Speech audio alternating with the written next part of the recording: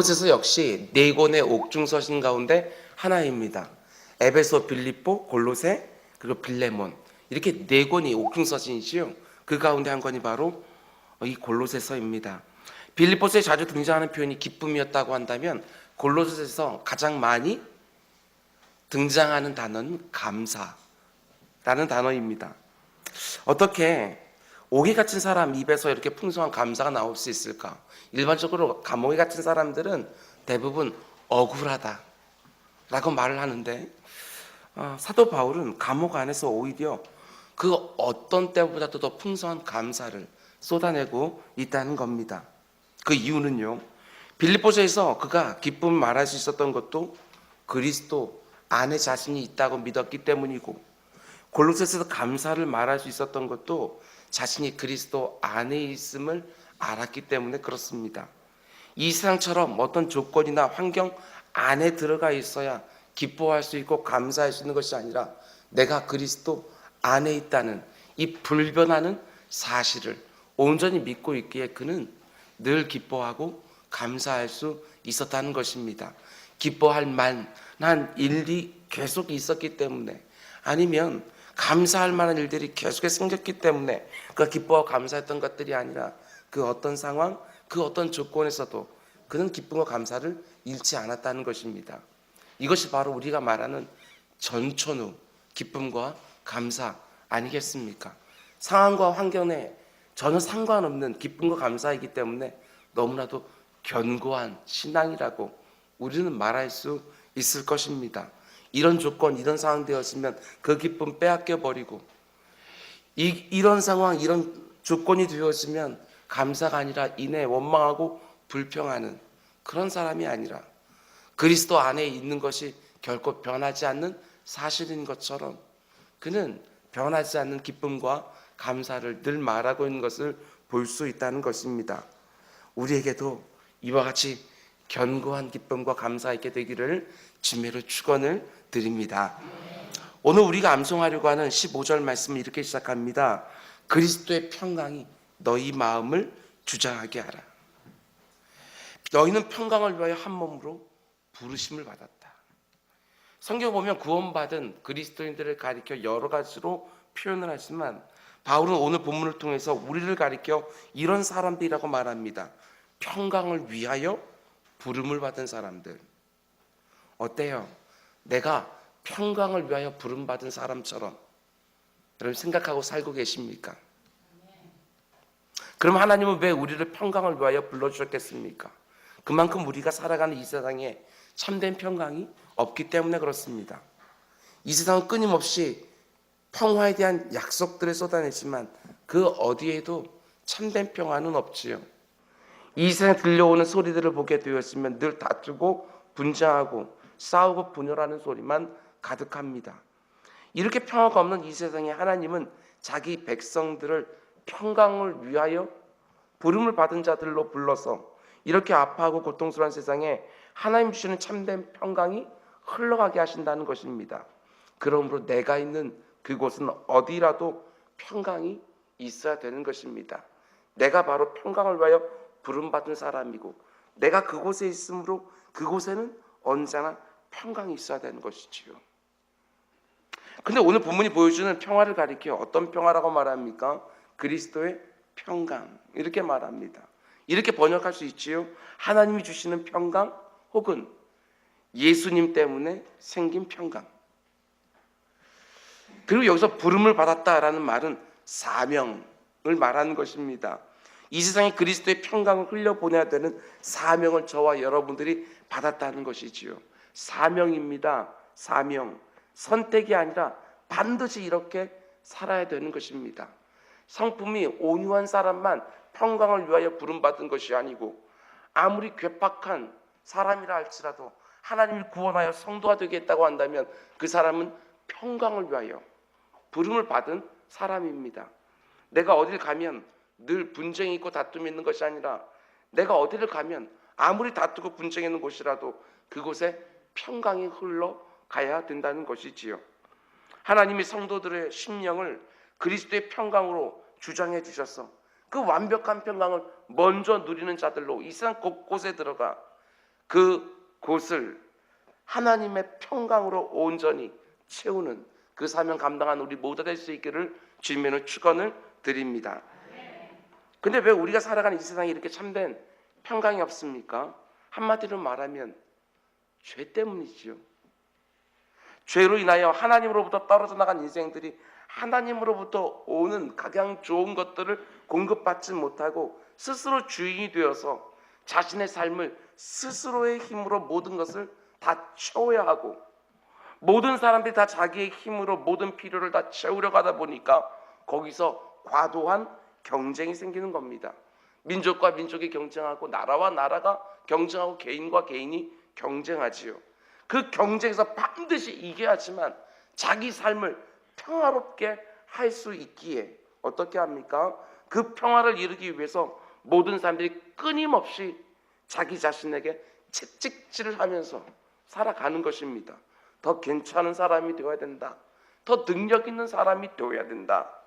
다른 사람들과 경쟁에 이기려면 이 정도는 해야 되고, 이만큼은 가져야 되고, 더 안전한 환경을 만들기 위하여, 더 보장된 미래를 만들기 위하여 끊임없이 자기 자신을 채찍질하며 모든 사람들이 살아갑니다. 이런 세상에 어떻게 참된 평강이 있을 수 있을까요? 근데 이렇게 끝없이 자기 채찍질이 지속되는 이 세상 안으로 예수님이 들어오신 겁니다. 이 세상으로 하여금 그리고 참된 평강을 어떻게 누릴 수 있는지를 말씀해 주시고 친히 보여주신 것이지요. 예수님이 이 땅에 오셔서 스스로를 가혹하게 채찍질하며 살아가는 사람들에게 이렇게 말씀해 주시는 겁니다. 아무개야, 괜찮다. 자격이 좀 안 되고 조건이 좀 모자라도 괜찮다. 다른 사람들보다 꼭 더 나아야 되는 거 아니고 좀 부족해도 괜찮다. 우리 주님 이렇게 말씀해 주시는 겁니다. 그러면서 이 세상이 지금까지 경험해 보지 못한 너무나 큰 가치 하나를 우리에게 허락해 주시는 거죠. 그게 무엇입니까? 경쟁이 아니라, 조건과 공로가 아니라 은혜라고 하는 것. 그걸 우리들에게 보여주시는 겁니다. 스스로 노력해서 수고하여 모든 것을 다 자기 것들을 만들어내야 되는 그것이 아니라, 자격도 안 되고 조건도 안 되지만 값없이 주시는 은혜가 뭔지를 우리 주님께서 보여주신 것입니다. 끝없이 자기를 향하여 채찍질하면서 끝없이 무한 경쟁 속에서 이전투구하며 살아가는 그 사람들에게 자격을 갖춰야 되고 조건을 갖춰야 되고 어떤 업적이 있어야 되는 그 사람들에게 우리 주님께서는요, 너무나도 귀한 것들을 은혜로 값없이 주신 것이지요. 그 은혜를 맞닥뜨린 사람들이 참된 평강을 누리기 시작을 했다는 것입니다. 그게 바로 저와 여러분 구원받은 성도들이지요. 우리는 내 힘으로 뭔가를 두 손에 꽉 쥐어야 우리 삶이 꼭 되어진다고 생각하지 않는 사람들입니다. 하나님께서 언제나 우리를 이끌어 주시고 인도해 주시고 그 필요를 공급해 주시고 채워 주신다. 이걸 믿고 살아가는 사람이지, 내가 열심히 노력하면 내 인생이 평안해질 거다, 우리는 절대로 그렇게 생각하는 사람들이 아니라는 사실입니다. 끊임없이 경쟁하며 하나님 대신에 경쟁하고 있는 자기 자신을 더 의지하고, 끝없이 경쟁하며 하나님을 제대로 사랑하지 못하고 이웃들을 제대로 섬기지 못하는, 죄만 더하며 살아가던 우리들이요, 일한 것도 없고 경건하지도 않은 자에게 거저주시는 그 하나님의 은혜를 예수님을 통하여 경험하기 시작을 한 것입니다. 그 은혜를 경험한 자들에게 참된 평강이 가득해져서 다른 사람들에게 은혜를 또한 대하면서 그 평강을 전하는 자로 우리는 이 세상을 살아가고 있다는 것입니다. 이 세상 사람들은 아무런 문제도 없는 그 상태를 가리켜서 평안, 평화, 평강 이렇게 말하지만, 만일 그것이 참된 평안이고 평화고 평강이라고 한다면 이 세상 그 누구도 그건 누리지 못합니다. 왜냐하면 우리 인생에 어려움이 없는 순간이 어디 있습니까? 이런 어려움 하나 사라지게 되었으면 또 어떤 어려움 하나 또 생기는 것이, 늘 뭔가 하나 붙들고 힘들어하는 것이 신라원 가운데 살아가는 우리 죄인들의 모습인데, 아무런 문제가 없어야 참된 평강을 말할 수 있다? 아무도 그 평강은 누릴 수가 없는 것입니다. 즐거움의 연속이고 아픔의 연속이고 늘 문제가 있고 늘 단식이 있지요. 그러나 그 어떤 삶의 자리에 있다 할지라도 이런 실패 때문에 너무나도 가슴이 아프고 저런 질고 때문에 너무나 고통스럽다 할지라도 예수님으로 말미암는 그 평강은요, 우리들을 너무나도 여러분 복되게 하며 우리 인생들을 유지하는 것들을 보게 될 때가 너무나도 많지요. 예수 그리스도의 평강, 그 평강이 네 마음을 주장하게 하라, 이렇게 말하고 있다는 사실입니다. 지금 제가 알고 있는 몇몇 성도님들도 계십니다. 그분들은요, 제 가슴까지 철렁할 정도로 힘들고 어렵고 옆에서 어떻게 도움 줄 방법도 없는 그런 성도님들도 계십니다. 특별히 이런 분들에게 이 땅 사람들이 위로할 수도 없고 그 마음 가운데 도무지 격려할 수도 없지만 그리스도께서 주시는 그 평강이 그 마음들을 주장하게 되는 놀라운 역사가 있게 되기를 주님의 이름으로 축원을 드립니다. 근데 여기서 주장하게 하라는 말은 어떤 의미입니까? 그리스도가 주시는 그 평강이요, 내 마음 중심을 딱 자리 잡고요, 내 안에 있는 모든 염려와 불안과 두려움을 다 통제하고 있는 상태, 그 상태에서 내 모든 판단과 결정과 행동 하나하나가 이루어지는 상태, 그것이 바로 그리스도의 평강이 나를 주장하고 있는 상태라는 것입니다.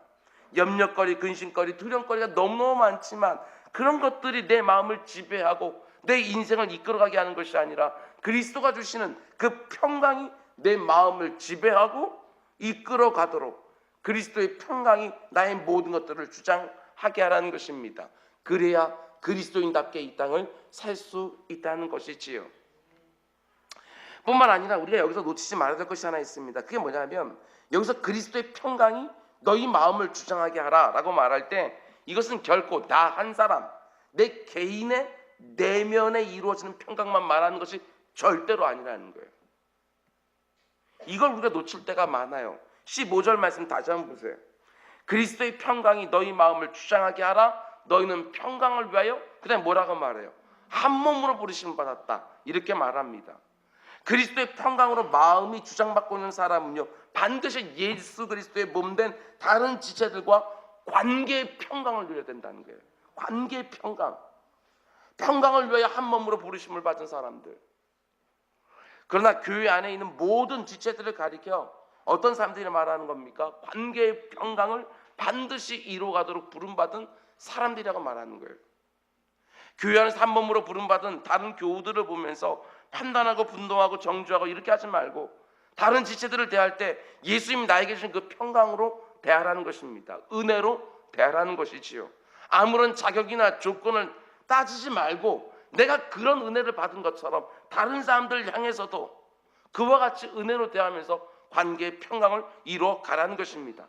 우리들이 맺는 모든 관계를 그리스도의 평강이 온전히 지배하게 하라, 그 관계를, 이렇게 말씀하시는 거지요. 그런데 관계의 평강을 이루는 것이 쉽습니까? 우리가 잘 아는 것처럼 너무너무 어렵습니다. 왜냐하면요, 어떤 분이 이런 말씀을 하세요.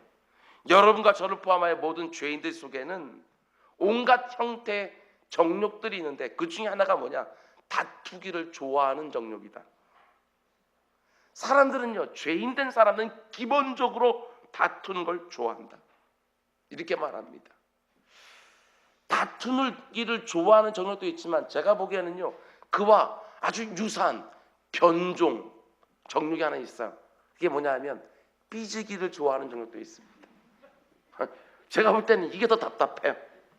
대놓고 싸우진 않지만 한번 삐지면요, 모든 관계를 다 엉망으로 만들어 놓죠. 여러분 가운데는 그런 배우자하고 사시는 분도 있을 거라고 생각이 되었습니다. 차라리 싸워 이러는 분도 있을 거예요. 둘 다 힘들죠. 싸우는 사람, 삐지는 사람. 죄인인 우리 속에 다투기를 좋아하는 정욕이 있다는 것입니다. 다른 사람들의 좋은 것들을 귀하게 보는 것이 아니라 어떻게든 판단하고 정죄하고 깎아내려서 싸우고 싶어하는 욕망이 죄인된 우리 모두에게, 나는 아니라고 생각하지 말기를 바랍니다.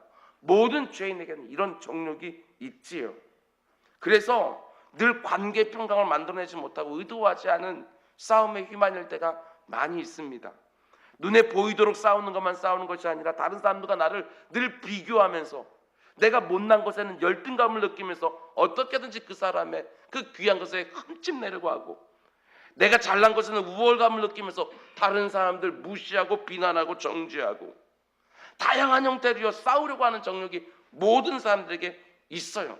어떤 사람은 더 특별하게도 있어요. 그 정욕에 절대로 지지 마라, 이렇게 말하는 것이지요. 그리스도의 평강이 내 마음을 주장하게 해서 반드시 관계의 평강을 이루어가라. 관계의 평강은 어떻게 이루어집니까?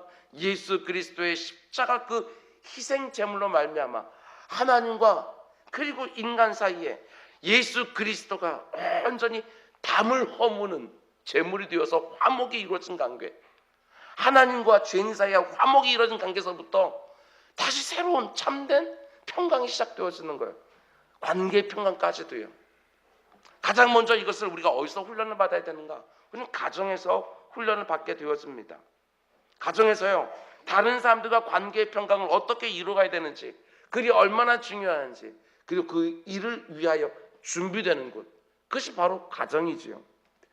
가정 안에 있는 관계들의 가장 기초적인 것은 아내와 남편, 그리고 부모와 자녀라는 관계인데, 어떤 면에서는 서로가 준비가 안 된 상태에서 이런 관계들이 형성되기 때문에 이 관계 속에서 참 많이 싸우기도 합니다. 남편이 될 준비도 안 되어 있고 아내가 될 준비도 안 되는 상태에서 사랑이라는 이름으로 부부관계를 이룹니다. 아버지나 어머니가 될 준비가 되어 있지 않은 상태에서 자녀를 낳아서 그 특별한 관계를 시작하는 거예요. 우리는 이런 관계 속에서 관계의 평강을 훈련해 나가는 것입니다. 그리고 이런 훈련을 잘 받은 사람들이 또 밖에 나아가, 교회에 나아가 다른 사람들과 관계를 평강 가운데 이뤄가는 것입니다. 그런 면에서 가족 안에서의 관계의 평강이 얼마나 중요한지 모른다는 사실입니다. 구원받은 성도들은요, 죄의 권세 아래 벗어나기 시작하면서 모든 관계를 엉망으로 만들어내는 싸우기를 좋아하는 정욕과 이제 싸우기 시작하는 겁니다. 성령 하나님이 내주하시면서 나를 인도하시고 주관하고 다스리시면서 이 정욕과 싸우기 시작을 하는 거예요. 그리고 그 가운데 속에 정말 참점 그리스도의 평강을 이루어가기 시작한다는 것입니다. 하나님은 저와 여러분들이 바로 이런 사람들이 되기를 원하시는 거지요.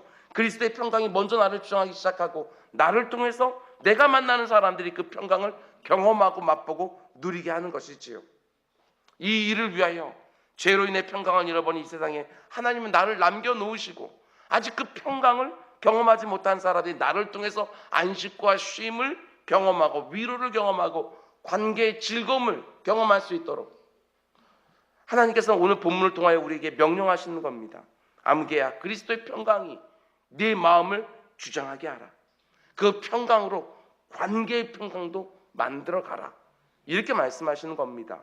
여러분, 그러면 이 관계의 평강을 위하여 제일 먼저 우리는 무엇부터 해야 되겠습니까? 여러분 얼굴 표정부터 바꾸시기 바랍니다. 제가 설교할 때 웬만하면 여러분 얼굴 안 봅니다. 영성이 흐트러져요.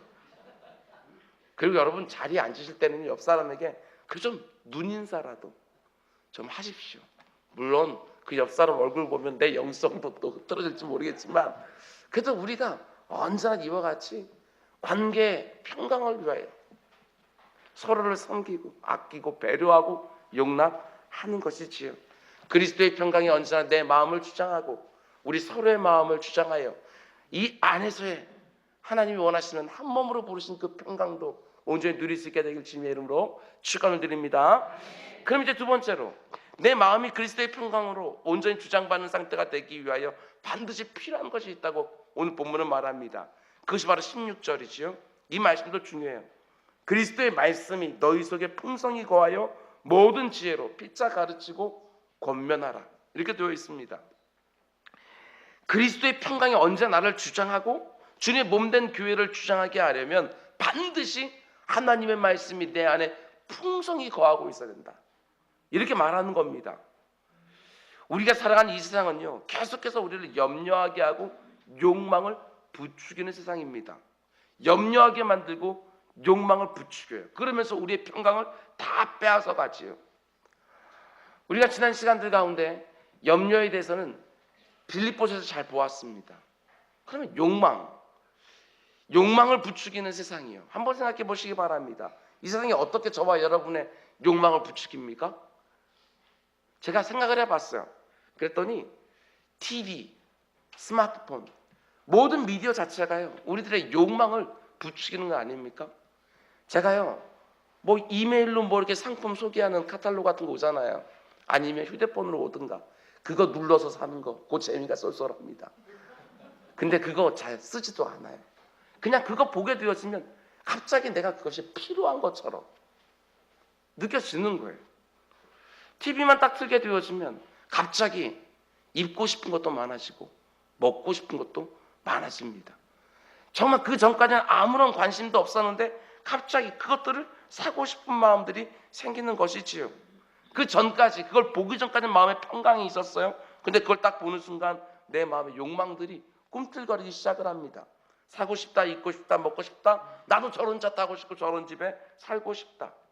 TV에서 예쁜 여자 모델들이 나오고 아주 멋있는 남자 배우들이 나오기 시작을 하게 되었으면 그 전까지 너무나도 예쁘고 사랑스럽던 내 남편과 내 아내가 다르게 보이기 시작하는 거. 그러면 갑자기 불행해지는 거예요. 감사도 잃어버리고 평강도 사라져버리고 끊임없이 욕망, 욕구, 소비, 소유, 부추긴 일상 속에서 평강이 나를 주장하게 한다는 것이 여간 어려운 것이 아니라는 것입니다. 눈에 보이는 모든 것들이 내 욕망을 부추기는 거예요. 요한일서는 이걸 가리켜서 뭐라고 말하느냐? 안목의 정욕이다.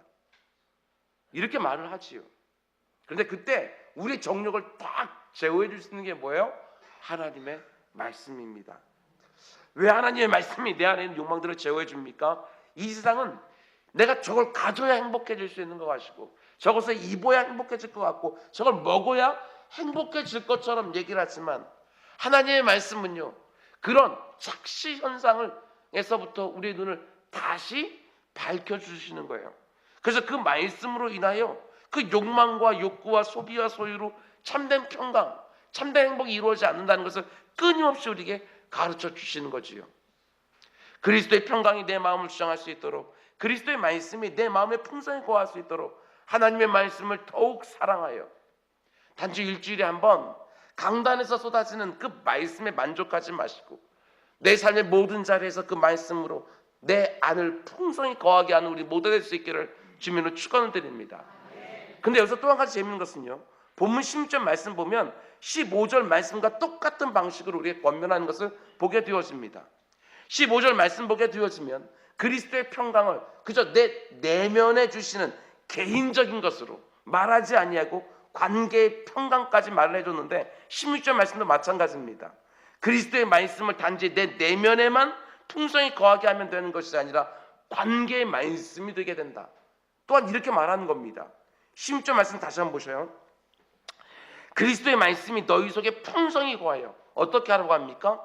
모든 지혜로 피차 가르치며 권면하고 그리스도의 몸된 공동체 안에는 관계의 평강이 반드시 있어야 되는데 그러기 위해서는 관계의 말씀이 반드시 있어야 되는 거예요. 각 사람을 주장하는 그 평강이 다 같이 있어야지. 어떤 사람에게 평강이 있다 할지라도 어떤 사람에게 그 평강이 아니라 적대되어지는 무엇인가 있다고 한다면 그 가운데 관계의 평강이 이루어지지 못하는 거예요. 그런데 그 관계의 평강을 위해서 모든 사람들의 심령 가운데 똑같은 하나님의 말씀이 거하고 있다고 한다면 그 가운데 속의 관계의 평강이 이루어진다는 것이지요. 이 일을 위해서 어떻게 하라고 합니까? 모든 지혜를 가지고 피차 가르치며 피차 권면하라. 이렇게 말하고 있어요. 여기는 담임 목사에게만 일하라고 시키시면 절대로 안 돼요. 오늘 보면 뭐라고 얘기하고 있습니까? 피차 가르치고 피차 권면하라. 이렇게 분명하게 말하고 있다는 사실입니다. 왜 하나님이 피차 하나님 말씀으로 서로를 가르치고 권면하고 하셨겠습니까? 모든 회중 속에 앉아서 똑같은 말씀을 듣는다 할지라도요 그 사람들이 듣는 그 말씀의 깊이와 적용들은 다 다를 수밖에 없어요. 내가 처한 환경, 다양한 부르심, 다양한 경험 그 가운데 속에 그 말씀을 받게 되어지는 것이지요. 동일한 말씀이 선포되어지지만 모든 형편과 모든 상황 가운데서 그 말씀을 받아들이는 깊이와 그 적용이 다르기 때문에 모든 사람들이 자기가 받은 그 말씀을 가지고 서로 말씀으로 교제하기 시작할 때 피차 가르치고 피차 권면하기 시작할 때 강단 쏟아지는 그 말씀들의 몇 배가 되어진 놀라운 말씀의 역사가 회중의 교제 가운데 속에서 이루어지기 때문에 피차 가르치고 피차 권면하라 이렇게 말하는 거예요. 담임 목사가 뭔가를 권면하면 목사님이니까 당연히 이렇게 말하지.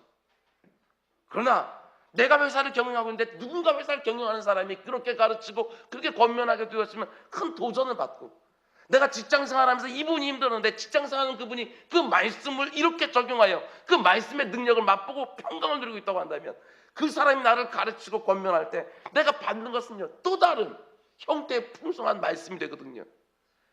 말씀해 주시는 거예요. 지금 하나님께서는 너희들은 피차 가르치고 피차 권면하라. 참 귀한 말씀이죠. 저는 우리 은자교회가요, 말씀으로 서로 교제하는 교회가 되기를 주님의 이름으로 축원을 드립니다. 그럼 이제 마지막 세 번째로 오늘 본문이 우리에게 권면한 건 무엇입니까? 17절 말씀 우리 함께 읽겠습니다. 시작. 또 무엇을 하든지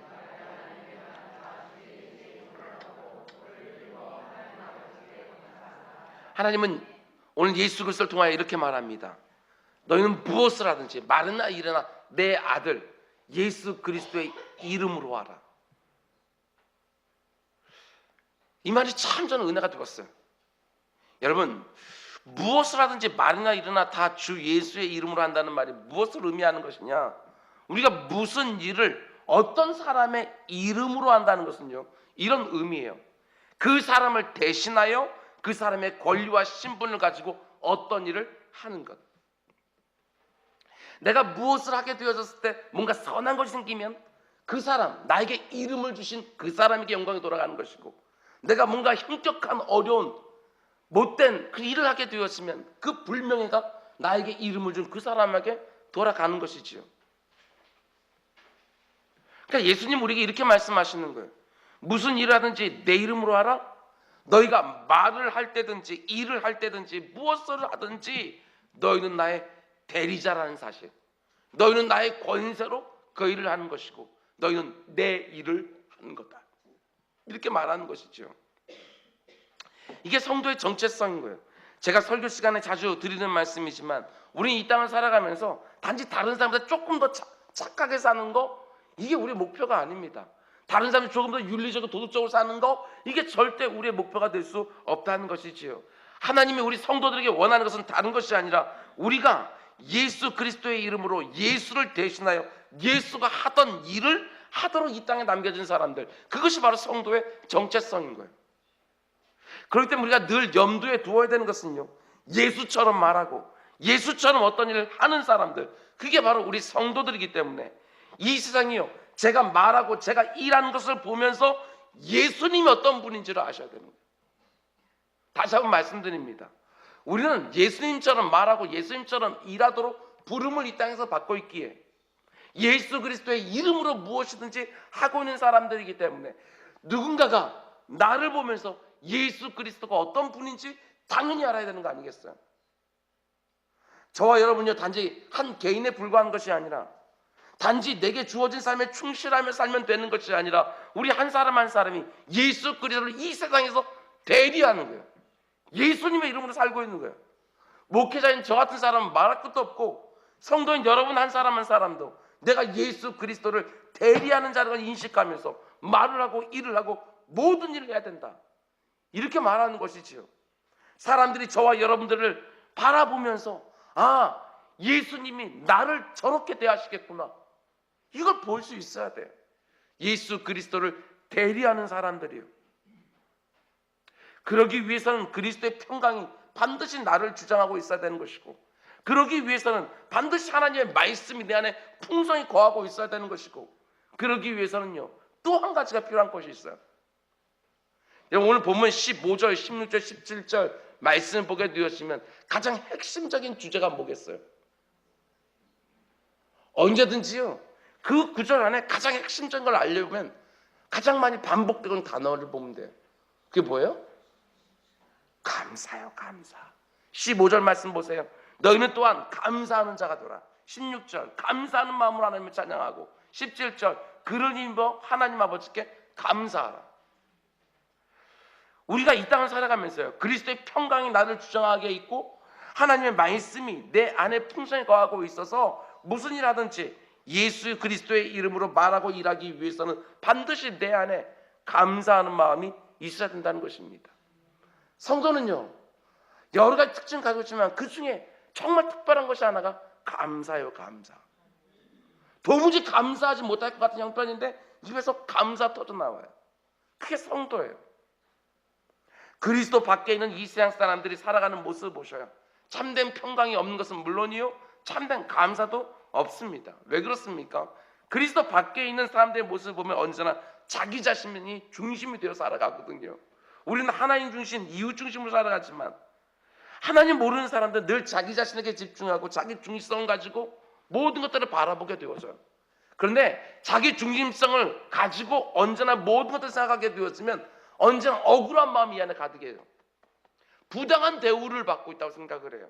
나는 이만큼 뭔가를 했는데 이만큼밖에. 그것이 가정에서든 일터에서든 교회에서든 어디서든지 간에 아직까지 성숙하지 못하게 되어지면 언제나 자기 중심적이기 때문에 자기는 언제나 부당한 대우를 받고 있는 거예요. 하나님께도 그렇고요, 이웃들에게도 그렇고 교우들에게도 그렇고 부당한 대우를 받고 있다. 그러니까 이 마음속에 뭐가 들어있느냐? 욕구불만이 다 들어있는 거예요. 감사할 수 없어요. 이 욕구불만은요 절대로 감사하지 못하게 돼요. 성도들은 어떻게 살아갑니까? 내 자신이 얼마나 형편없는 죄인 줄 알고 있는 거예요. 그렇기 때문에 내게 주어진 모든 것들은요 하나님의 과분한 은혜라는 걸 알아요. 아무리 작은 것이 있다 할지라도 그것은 내게 당연한 것이 아니고요, 내게 모자라는 것이 아니라 너무 과분한 하나님의 은혜로 받게 되어지는 거예요. 그래서 거기서부터 감사가 나와요. 내 욕구가 다 채워졌기 때문에 감사한 거 아니고요, 여전히 채워지지 않은 욕구가 있고 불평과 아픔도 있지만 그럼에도 불구하고 이렇게 못된 죄인에게 하나님이 은혜로 이미 많은 것들을 주셨고 또 장차 주실 것이라고 믿어지기에 우리 입에서는 언제나 감사가 있죠. 결코 채워지지 않는 탐욕에서 출발한 욕구 불만으로 가득한 이 세상에 우리는요 감사를 흘려보내야 되는 사람들로 이 땅을 살아가는 것이지요. 전 오늘 말씀이요 참 이 부분이 너무너무 좋아요. 이 세상 안에서 우리는 어떤 사람들로 살아가야 되는 사람들이냐. 첫 번째로 여러분, 우리는 그리스도의 평강을 이 안에 이미 누리는 사람들로 참된 평강이 없는 이 세상 가운데 그 평강을 흘려보내야 될 사명을 가지고 이 땅에 살아가고 있다는 것이고, 이 땅의 모든 욕망들이 막 부딪히는 세상 가운데 속에서 들어가서 하나님의 말씀으로 그 욕망들을 제어하는 역할을 감당해야 되는 사명 있는 사람들, 정말 욕구불만으로요 감사를 모르는 이 세상 가운데 쑥 들어가서 그 감사를 흘려보내는 사람들로 살아가는 것. 모든 오지의 선교사님들이요 이런 말들을 해요. 가서 뭐 특별한 일을 해야 선교가 되어지는 것이 아니고 그들과 어울려서 함께 그곳에 살고 있다는 그 사실 자체가 선교죠, 이렇게 말하는 거예요. 우리도 마찬가지예요. 내 안에 그리스도의 평강이 가득하고 내 안에 하나님의 말씀이 풍성히 거하고 내가 정말 감사하는 사람이 되어서 그 안에 들어가 사는 것이 바로 성도의 사명이라는 사실입니다.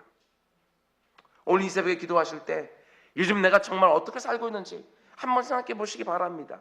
정말 그리스도의 평강이 나를 주장하는 사람처럼 살고 계십니까? 내 얼굴 표정 하나만 봐도, 내 입에서 나오는 말 한마디 한마디만 누군가 들어도 그 가운데 이 세상이 느낄 수 없는 전혀 다른 그 평강을 정말 세상에 흘려보내고 있냐는 것입니다. 그 평강으로 다른 사람들과 관계의 평강을 누리고 있습니까?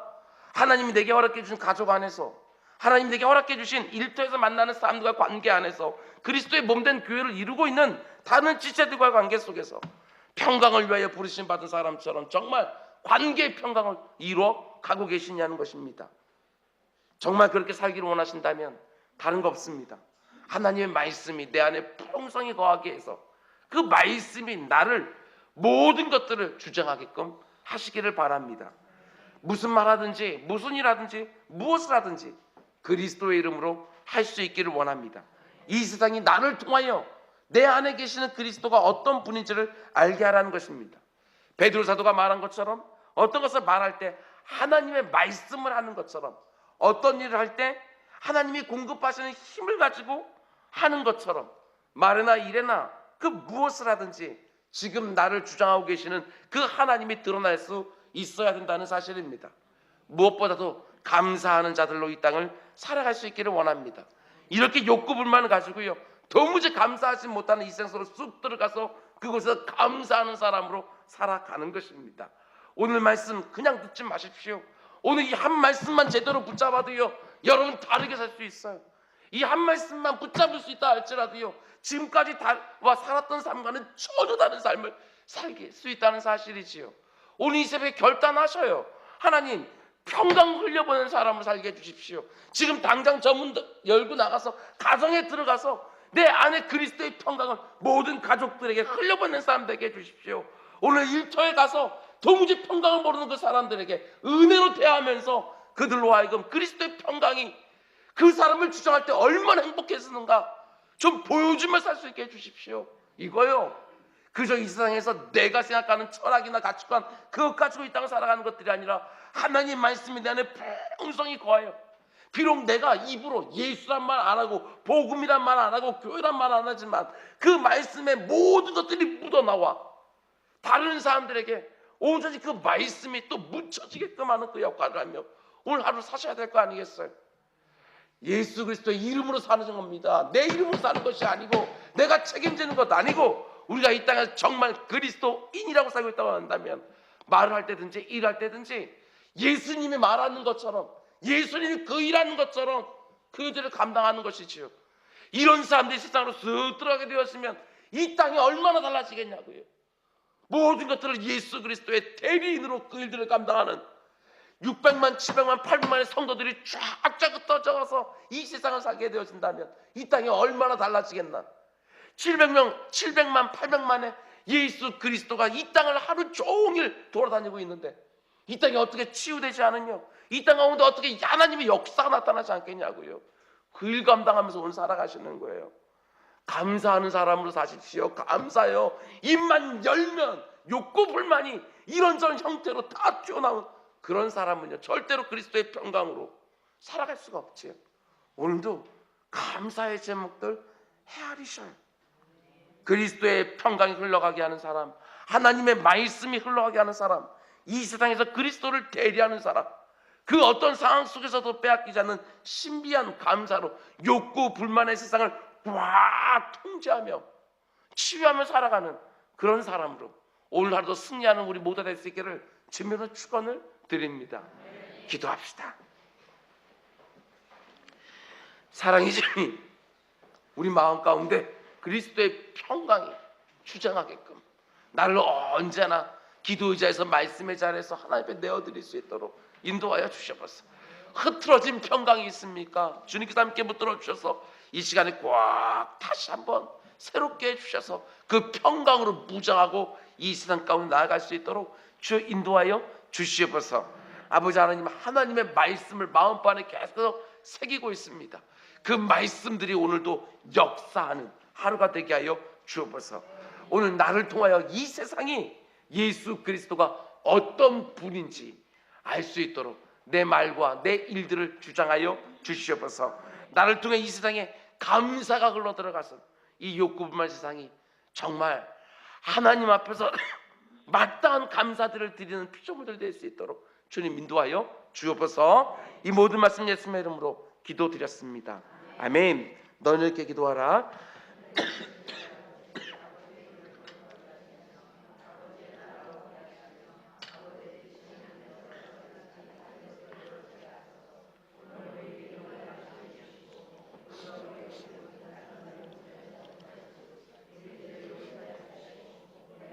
시험 빠지지 않게 하시고 악에서 구하소서. 나라와 권능과 영광이 영원히 아버지의 것입니다. 아멘. 우리 주여 전주자